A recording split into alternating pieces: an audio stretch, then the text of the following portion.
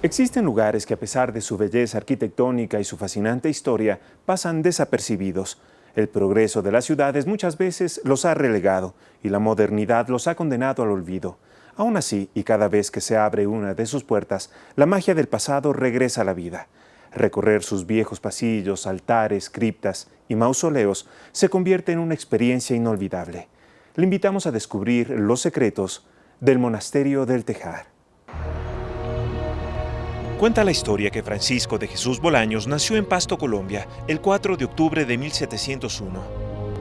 Ingresó a la orden mercedaria de su ciudad, pero al poco tiempo, y para ampliar sus conocimientos, se trasladó a Quito, en donde pronunció sus votos solemnes. Con el paso de los años, construyó en las laderas del volcán Pichincha la Recoleta de San José del Tejar, un lugar de recogimiento espiritual.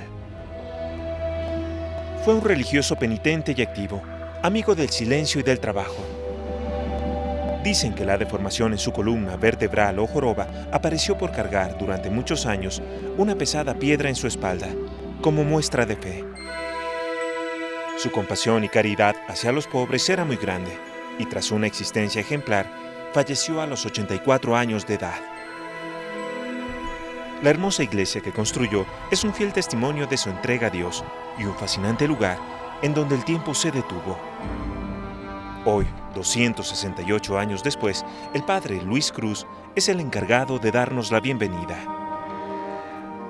Hace 71 años ingresó a la Orden de la Merced y aún recuerda como si fuera ayer el día en el que junto a su padre llegó de Ambato a la capital en tren. Desde Colchón había que traer todo. Entonces me faltó como la jarra, creo que era, o la vasenilla. Disculpe, sí. Dice, esto falta. Dice. Enseguida mi papacito, que en paz descanse, nos fuimos a la 24 a comprar eso. Entonces ya está, ahora sí entra nomás. Bueno, como yo vine en el tren, pues no. Entonces se oía pitar el tren.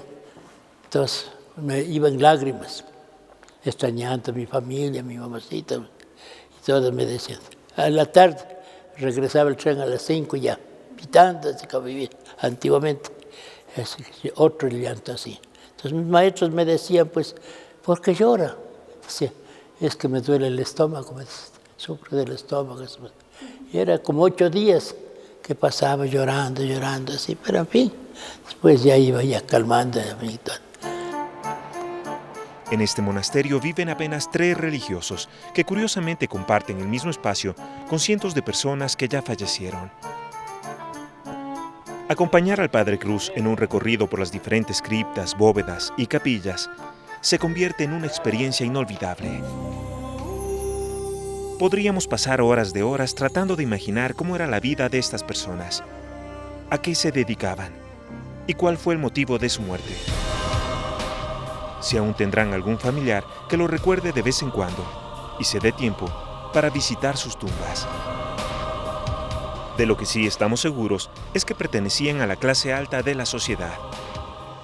Hay que tomar en cuenta también pues, que estando en una iglesia, pues este tipo de criptas o cementerios también eran pagados por la gente que tenía más dinero pues, y por ende tenían esa facultad de ser enterrados dentro de una iglesia porque aparentemente estaban más cerca a Dios. Estas puertas nos conducen a la catacumba más importante de la iglesia.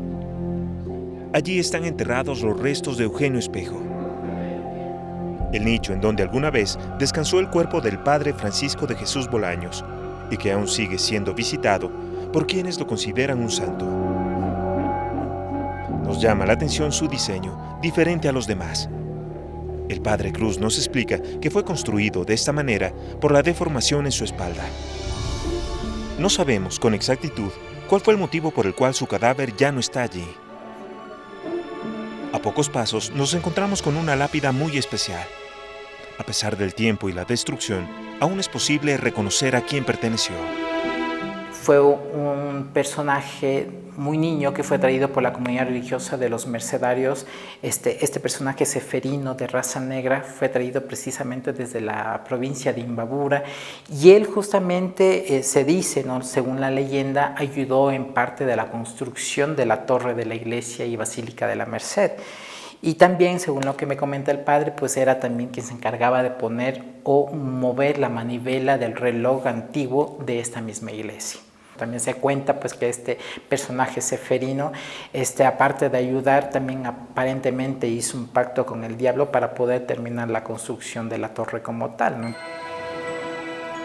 Seguimos avanzando y llegamos al cementerio del Tejar, el primer camposanto que se construyó en el país, tal y como lo hacían en Europa. Hasta 1789, los muertos eran enterrados tras los altares o en las criptas bajo las iglesias de toda América hispana. Pero ese año el rey Carlos IV decretó que se construyeran panteones en las afueras de todas las ciudades de su vasto imperio colonial, evitando así las enfermedades propagadas por los cadáveres en descomposición. A diferencia de otros camposantos, aquí existen muy pocos mausoleos. El paso del tiempo no ha logrado borrar del todo la identidad de sus propietarios. Tampoco la fecha desde que lo habitan. La parte más antigua justamente de este cementerio es donde nos encontramos en la actualidad.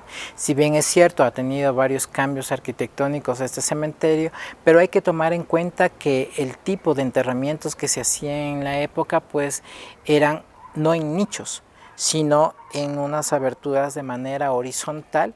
Se los amortajaba, se los cubría con cal y posteriormente se los colocaba en este tipo de nichos horizontales a cada uno de quienes habían fallecido, ¿no? Entonces, parte de ese tipo de enterramientos se los hacían a un inicio pues aquí en el cementerio y como te digo, con el pasar del tiempo ya se hace una reestructuración y para que haya mejor acomodación dentro del cementerio como tal, se hacen este tipo de nichos para que haya mayor alcance.